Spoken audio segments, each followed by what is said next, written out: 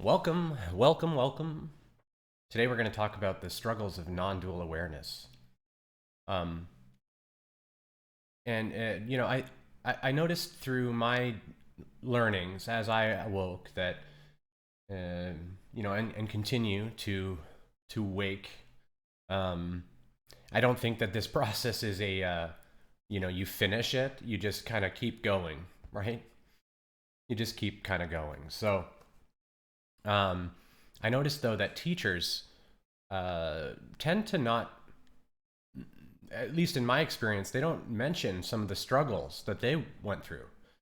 And I'm not sure what their reason for that is, so I wouldn't presume anything about it. But part of me is sort of like, isn't it a good idea to uh, help affirm for some people some of the challenges they're going through now, but then also uh, if they haven't hit that non-dual awareness yet, mm, if you're watching this, you're probably aware that that's the truer reality. But if we haven't seen that yet, we're not necessarily aware of what that state will bring about in our consciousness. And perhaps that's why they don't talk about it, because it might seem like it's um, talking about awakening as if it's a problem. I actually don't think that the human self really has anything to do with awakening. Um, in my experience and in everyone that I've spoken with, um, it can seem that the human is doing things. It seems that way. Uh, but also, many awakenings happen just spontaneously, as was the case for me. They're spontaneous things, and we didn't work at it at all. It just happened, and we're left confused. Um, so the point is that anyone can reach this non-dual awareness state, and it even happens inadvertently. So you're not necessarily prepared for what you might experience. But because this society and so many people are looking into this concept of what awakening is, and many people just think it's all nonsense, right? um, Although they don't tend to have any really solid arguments against it, other than to just point at some type of judgment, or they might say something like, "You're just a new age, whatever."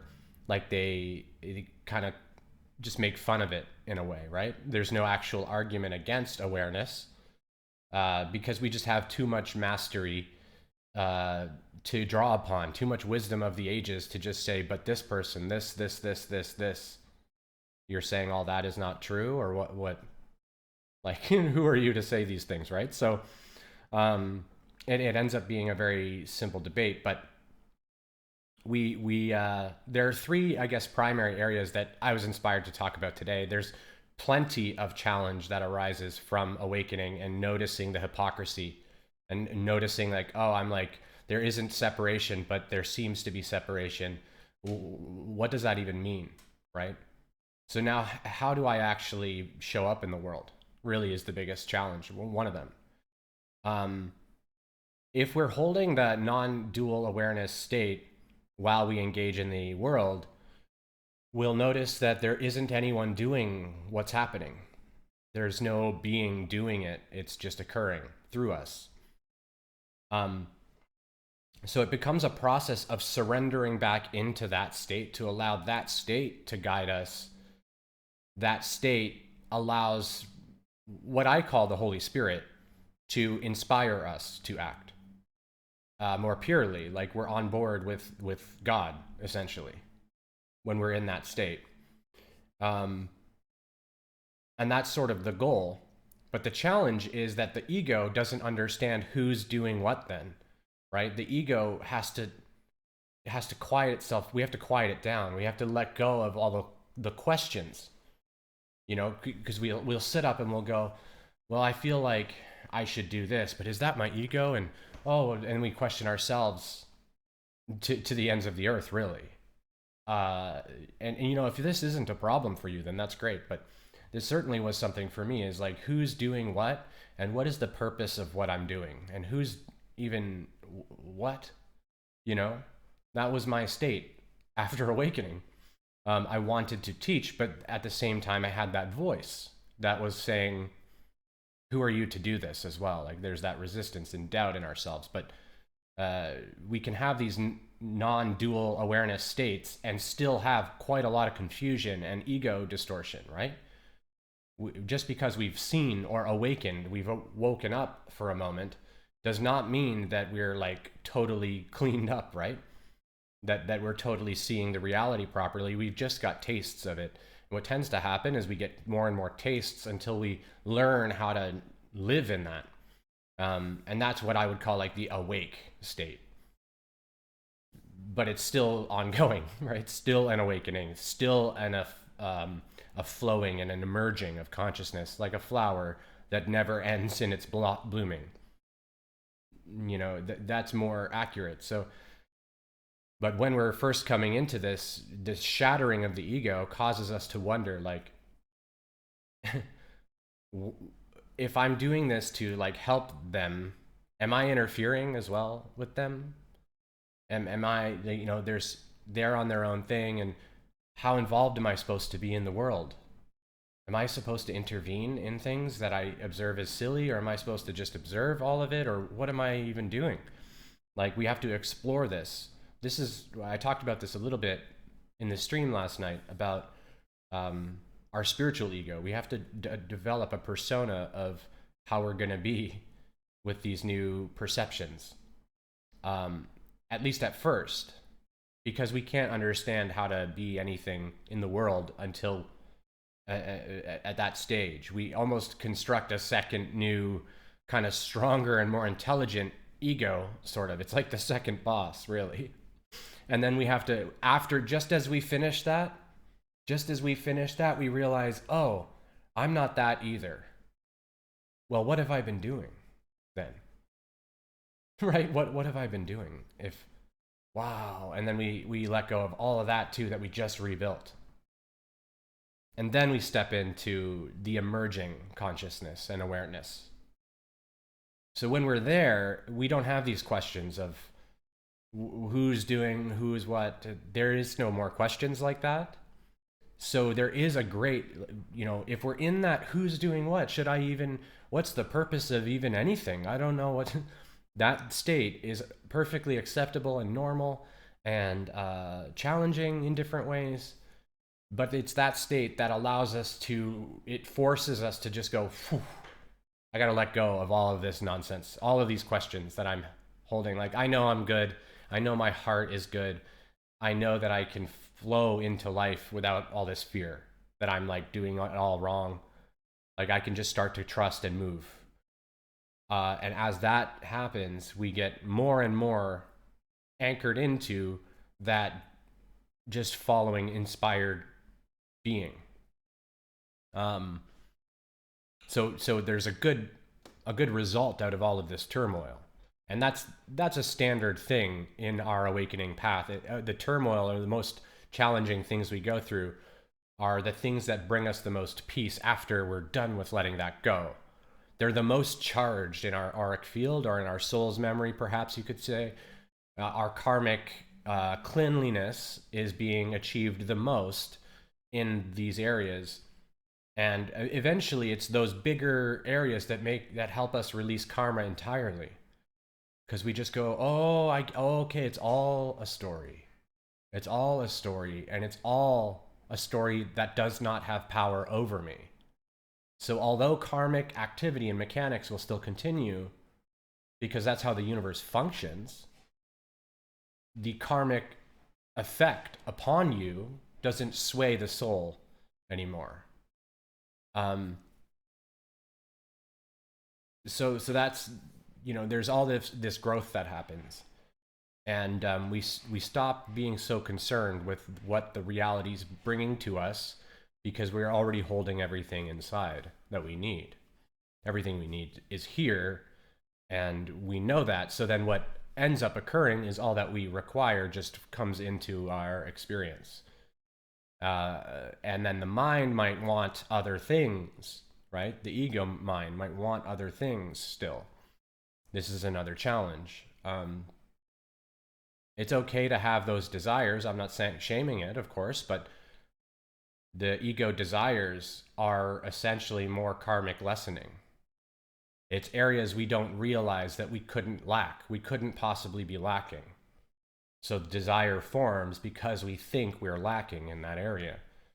So we can, of course, go pursue the desire.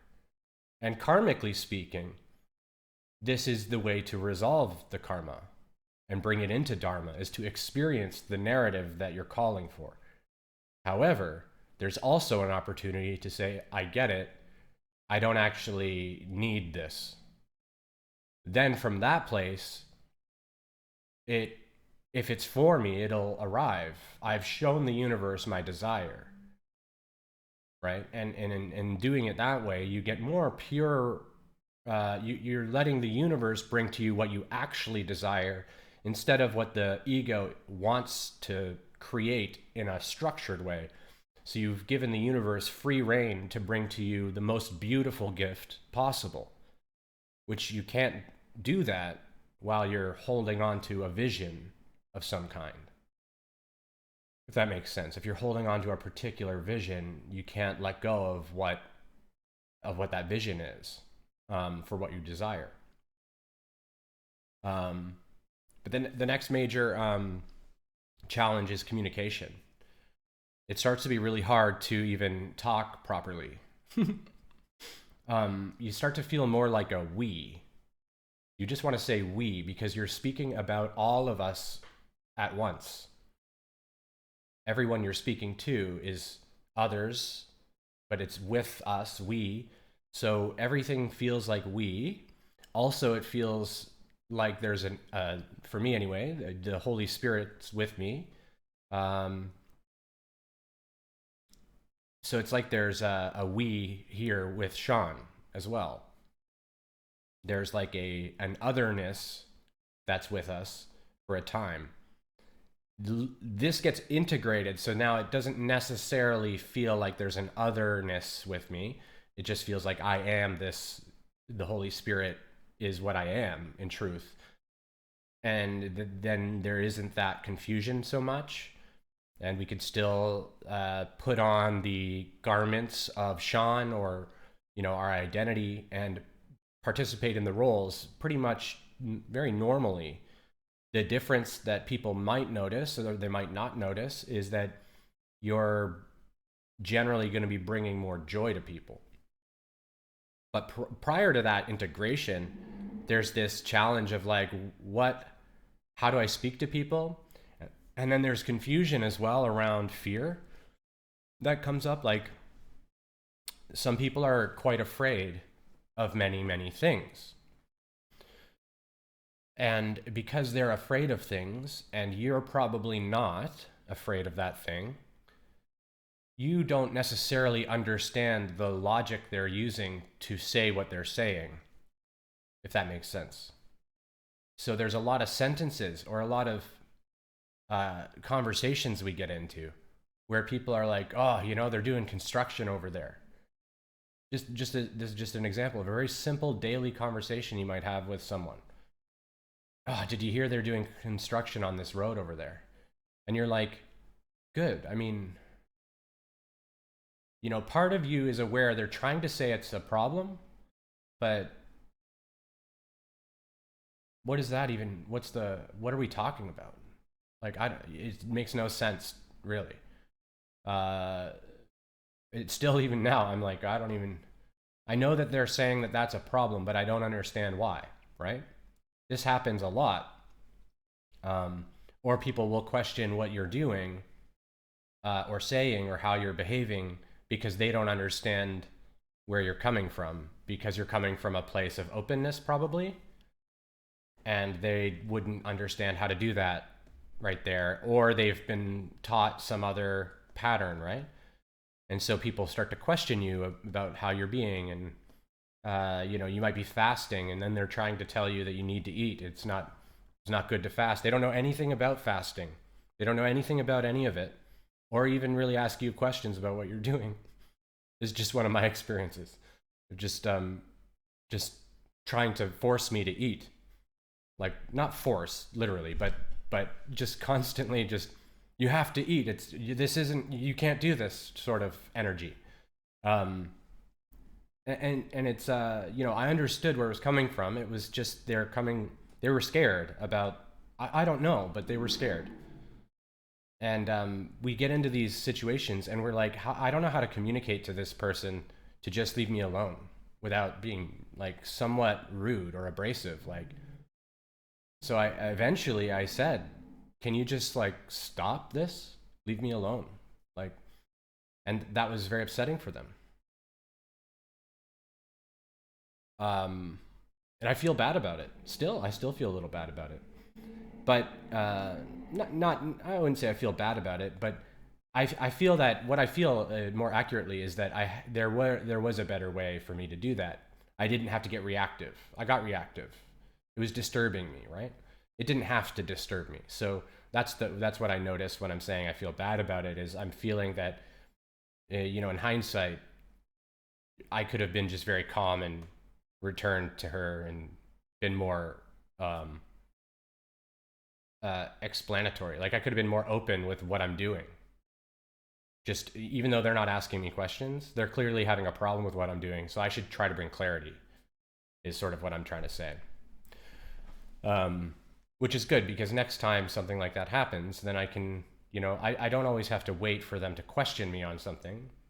I can just offer, hey, I see that you're confused about what I've said or what I've done. Here's what I'm doing and why I'm doing it. Like, if you want to give that energy, right? It's a personal thing.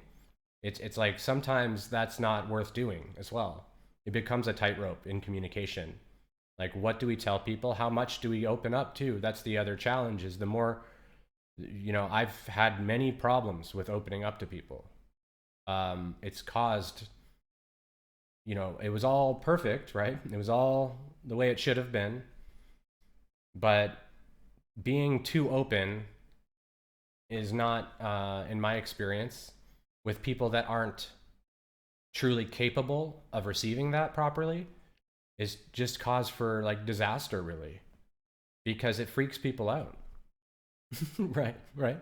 It just freaks people out. So until we have the right people that we can be open with, we got to wait.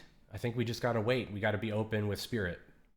Be open with spirit. And I think this is what I really advocate for, is speaking to spirit however we see spirit. If we see spirit as Jesus or the Christ or Holy Spirit or archangels or past deceased loved one, spirit guides, whatever we see, however we see that, we speak to them as if they're just buddies. Like, they're clearly, obviously right beside us and equals and good friends, brothers, sisters.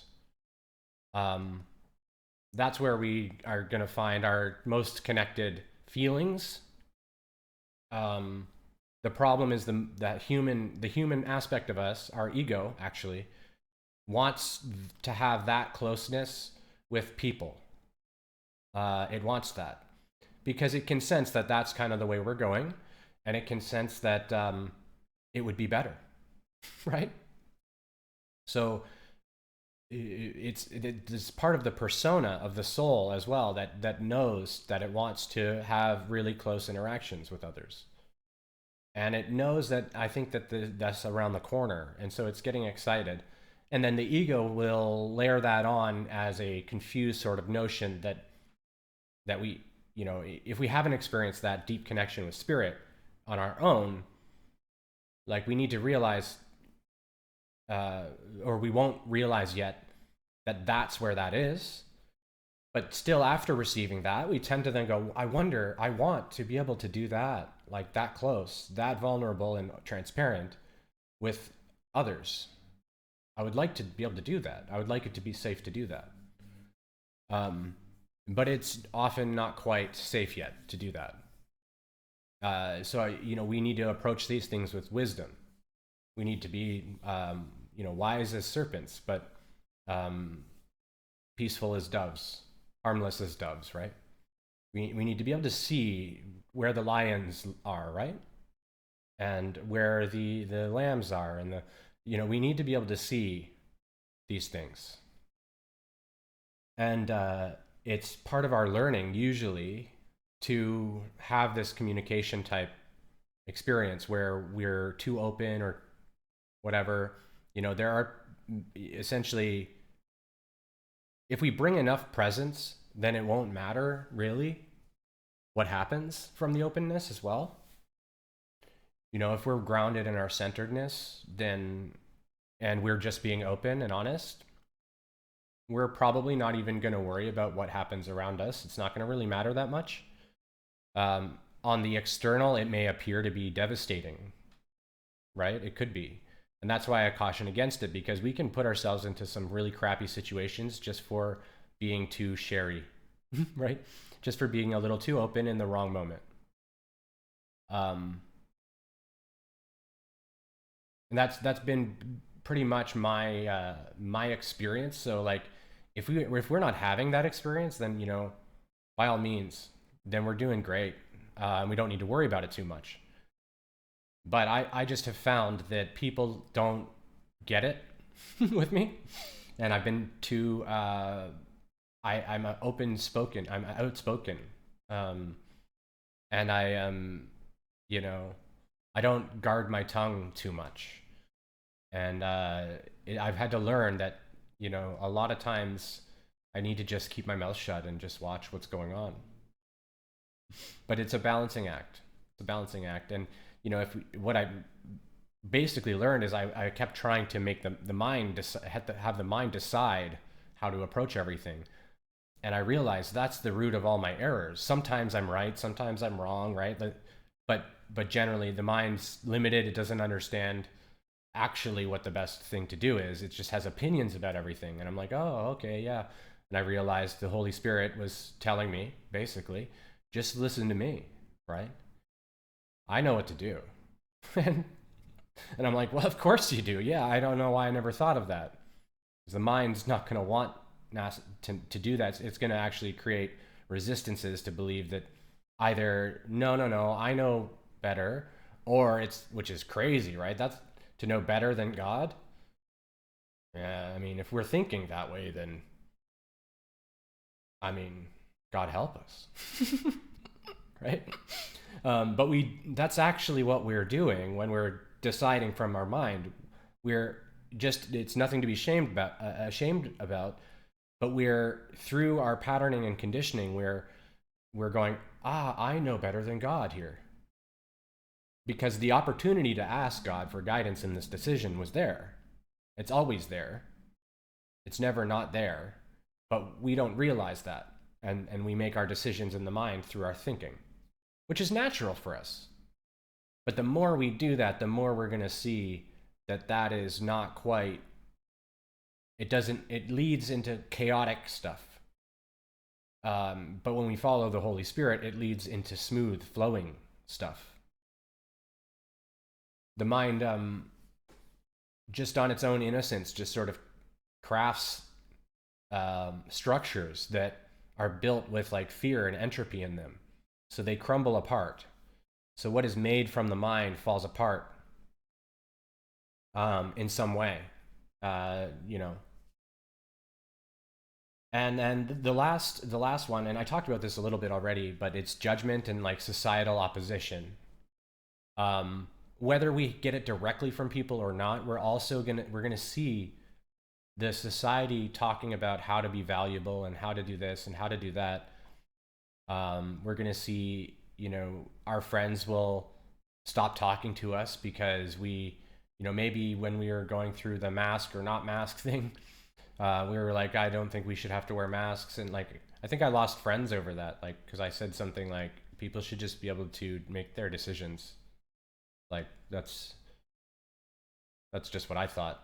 And that idea of sovereignty was like too much for some people, like actual friends from high school and stuff.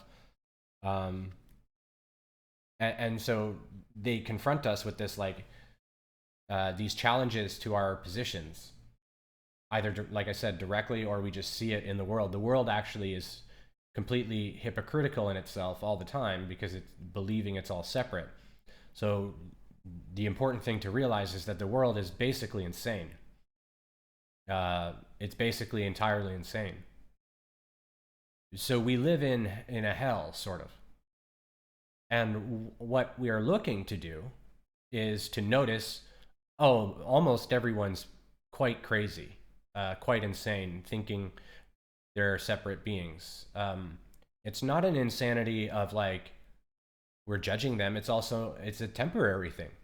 They'll wake up when they're ready to. It's not a judgment thing. It's just that the people that are around us don't see the world properly.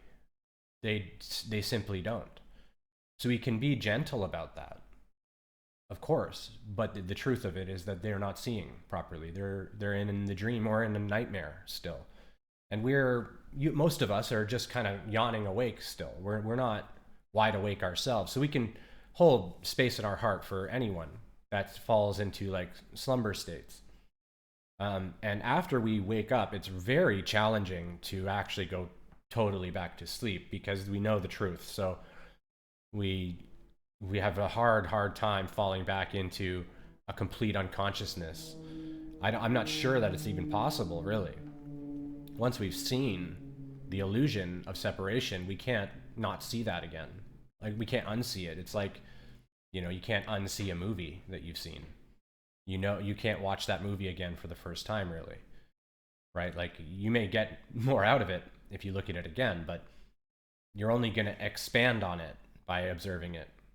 It never like contracts the experience of truth. Truth is true, and everything else that isn't true is clear. It's clear to be false. The truth is oneness. Consciousness is one thing. God, one. God is. I am. That's true. So the idea that someone's threatening me or judging me isn't even possible. So there's nothing to forgive about it. There's nothing to do about it because it's obviously false somehow. We don't have to fully understand the metaphysics to know that it just isn't true. It couldn't be true. It does appear true. It appears true. It feels true. But it feels true because we believe it. We believe it's true. And so it's our job, our responsibility to go, oh, I get it. I believe in a lie right now. This is believing in a lie. And we just step back and we're like, if it's a lie, then it's not real, right? So, this is what this is the practice that I used when I was in the mental health. It was basically a prison, but it's for mental health people. And I've been put in there a couple times, basically for saying things. And or oversharing, and then appearing strange and freaking people out. Without meaning to, honestly, I didn't mean to. I didn't mean to freak anyone out. But I'd go there and I'd have to be like, even in the prison, it was a prison.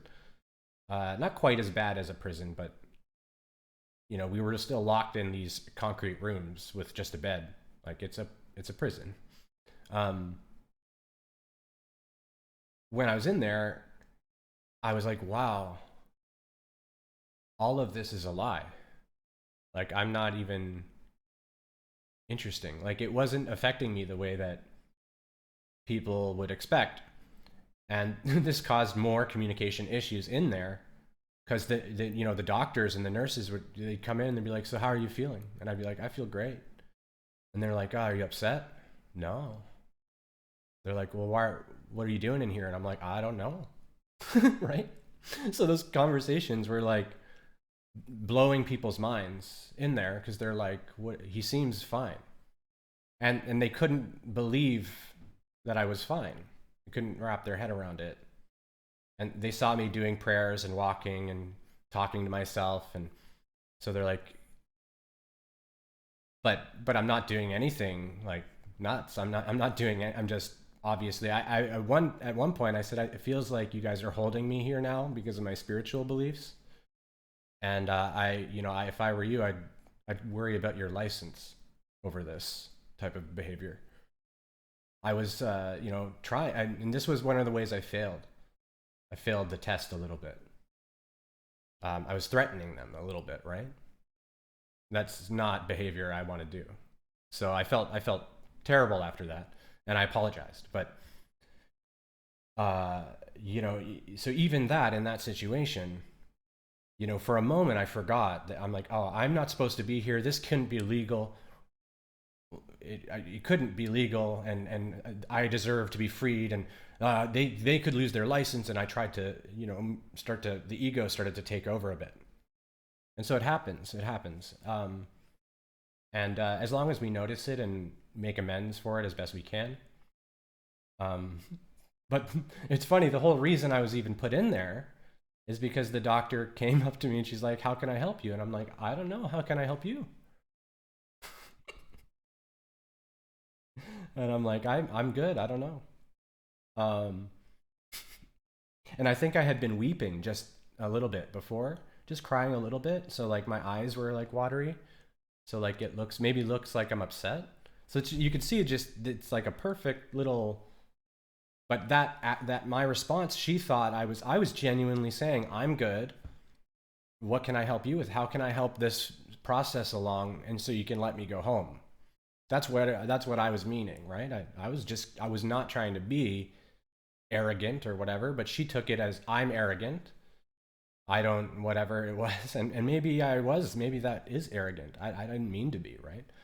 But I'm often uh, seen as arrogant because I'm like convicted and I believe what I'm saying. And I'm not super questioning my own beliefs and thoughts. Um, if I'm speaking it generally, I'm not doing that too much. And so people are like, he's just so confident sometimes that it comes off as arrogant. Um, and that's how it is. So I think she saw that and she was like, just in her mind, just okay, whatever. If that's how he's gonna be, sort of thinking was happening. That's what I could feel anyway. And then she just basically put me in there for 3 days because of that. Um, uh, so yeah, so it's judgment and societal opposition. That's what I mean by societal opposition. Like I wasn't like, just for my most recent stay, I'll say like I wasn't even upset at anyone or anything. I wasn't even I don't even know who called the police, or why they called the police exactly.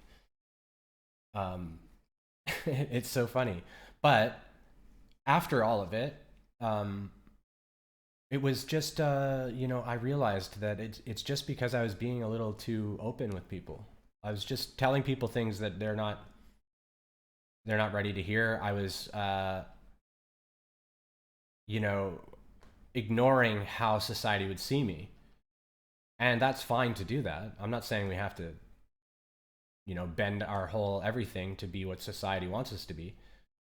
But if we are gonna be weird to society, it's really good to be aware of it and aware of what type of thing people might do about it, right?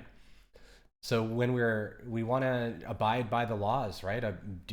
Try to be as the people are, as best we can, while also being authentic and, you know, pushing those boundaries. I think pushing the boxes, like constantly pushing a bit, testing where people are and where how much of myself I can give here authentically, and not chastising ourselves or beating ourselves up about like not being able to be totally authentic, because I'm that's part of why I'm saying all the stuff about my experience was, if I was less authentic, that experience wouldn't have happened.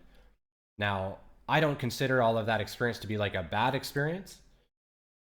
It was just it's an experience that probably didn't have to happen that way. And what I've learned from it hopefully can help other people when they start to feel like, oh, I just want to tell people what I just realized, that sort of shattered part of my illusion. I want to share that with someone else because it's so exciting. And that type of revelation, depending on how uh, deep it is, can cause lots of fear, cognitive dissonance, confusion, uncertainty, and fear. and then they just think you're crazy probably. So,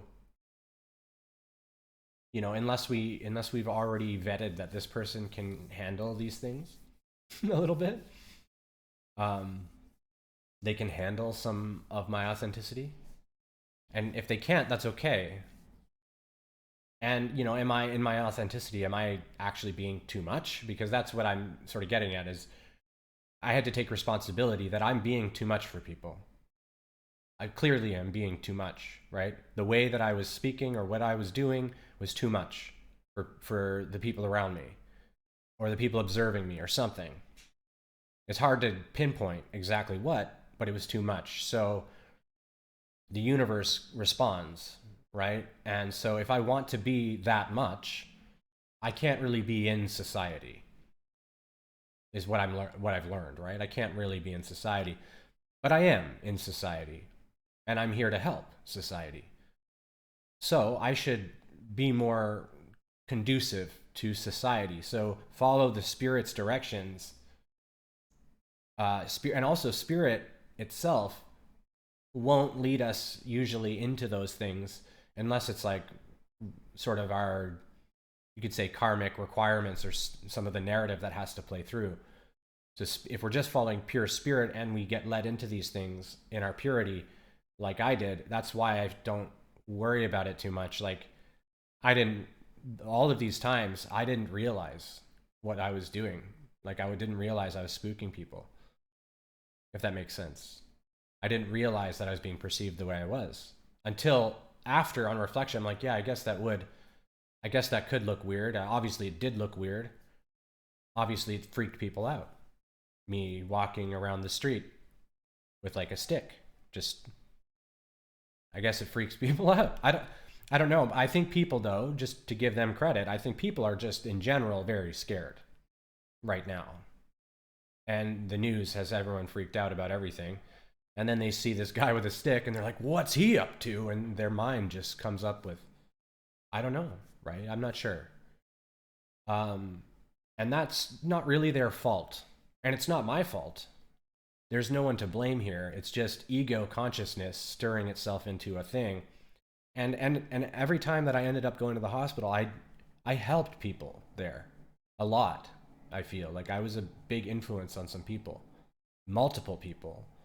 I would end up doing almost like spiritual one-on-one just conversations with people because that's all I really even talk about if I'm left to my own devices. And met some really cool people that were having various mental health challenges, and I helped them a lot. And I think that was why I was there, was to do that. So the other stuff was just like spirit kind of takes over, and I start walking around with a stick, and I'm not really thinking about it. I'm just in kind of a bliss, honestly.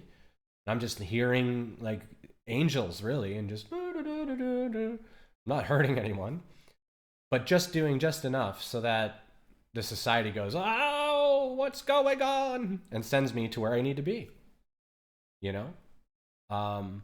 It's as if, that's how I knew as well that I was supposed to be there, because it's as if everything that possibly could go wrong went wrong very smoothly. Right, very smoothly it went wrong. And everyone misunderstood me constantly to the very end of it. Um, so it's like it's obvious that there's no like way for me to have changed any of that. That was to happen, and I've been spinning my head around with this a little bit to try and understand it all. Um, you know, I think I'm still learning. So, but this is really important. So it's not. I spent a lot of this talking about my experience, and only trying to illustrate that this society is backwards and it will freak out at authentic, open-hearted love. It'll freak out in different ways. And,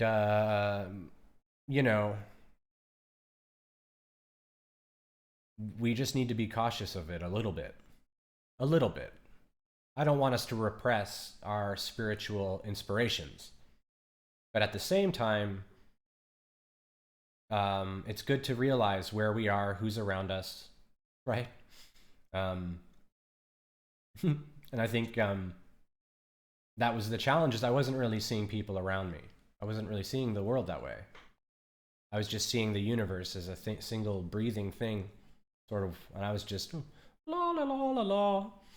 Um, and that's part of the issue too, is because we're not here the way everyone else is sometimes, especially if we hit these heightened states. Like for me, it pops into these states of consciousness, and I learn how to hold higher vibrational states more appropriately in society through doing this. But it's I'm not wanting to do that anymore, to push against society in any ways. Like it seems to be purposeless. Other than I needed to be where I was in those times. So we'll see what happens, right?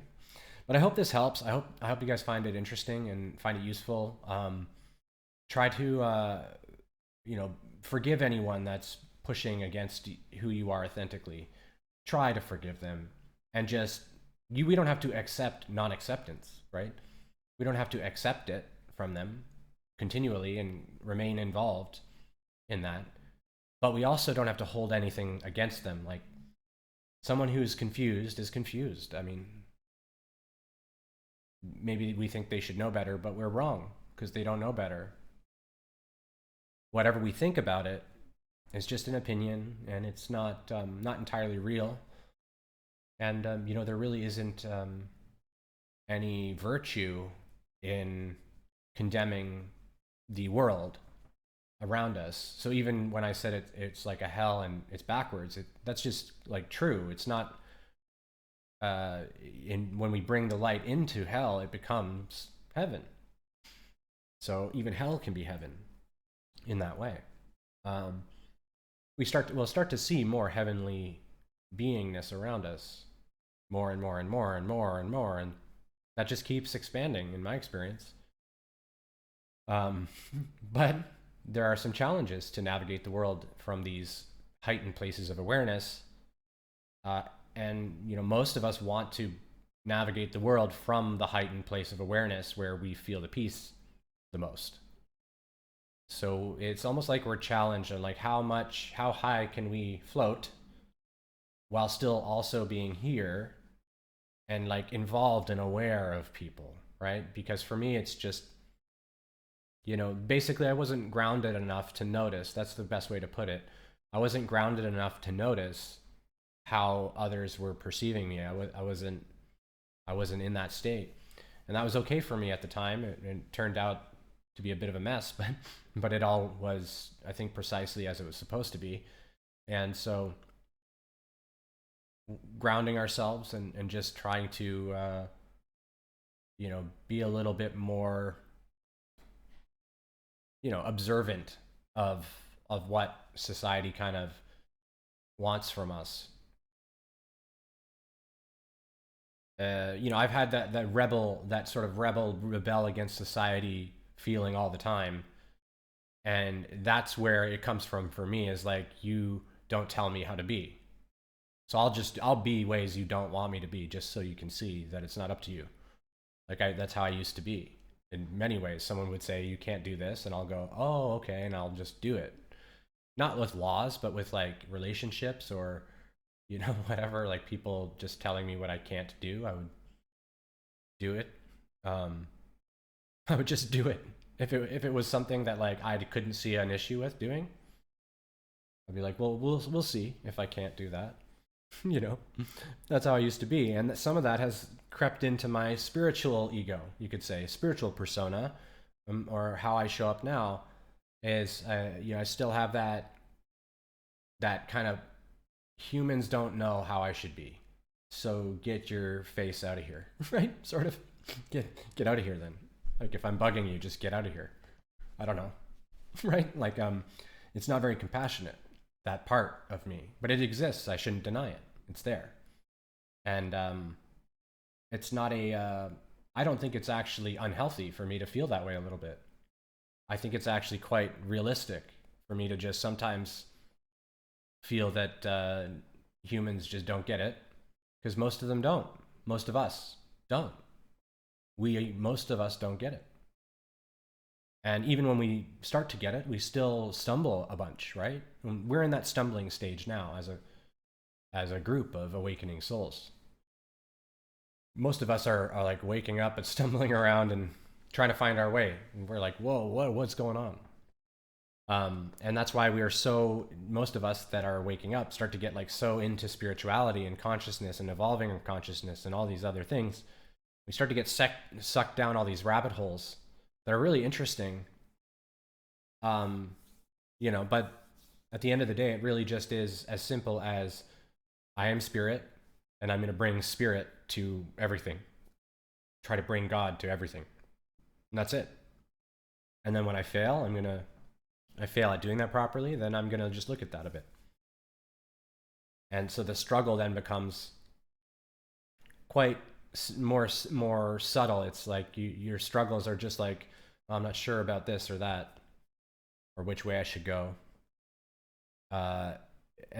Sometimes you're not sure if you hear the guidance properly. And you still might resist the guidance too. Like God might say very clearly, do this. And you're like, but I don't friggin' want to do that. Like there's still part of us that resists and stuff. So anyways, I think that's a good amount of time. Yeah, it's kind of a longer one. I hope you guys have a wonderful day. Thank you so much for watching, and I hope you take care.